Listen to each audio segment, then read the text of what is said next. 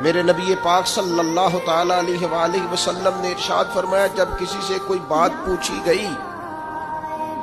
اور وہ بات جانتا تھا، اسے علم تھا، وہ گواہی اس کے پاس موجود تھی، وہ شہادت اس کے پاس تھی، اس سے پوچھا گیا لیکن اس بندے نے چھپائی، یہ سنن ابو داؤد میں حدیث ہے، اللہ کے محبوب فرماتے ہیں قیامت کے دن اس بندے کے منہ میں اللہ آگ کی لگام ڈال دے گا۔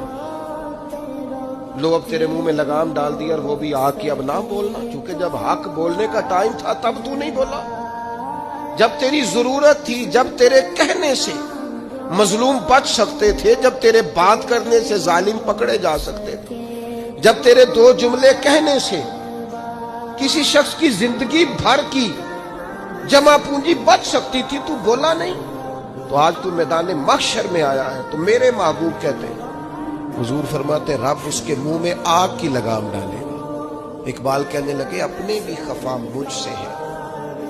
اور بیگانے بھی ناخوش، کیوں؟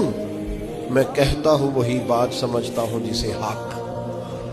یہ میری مجبوری ہے کہ میں نے ہمیشہ حق کہا ہے، تو اپنے بھی خفا مجھ سے ہے اور بیگانے بھی ناخوش۔ سب جگہ پہ میں ملامتی ہوں، ہر شخص میرے بارے میں رائے دیتا ہے کہ بڑا سخت گیر آدمی ہے، بڑے مزاج کے اندر شدت پائی جاتی ہے، کیوں؟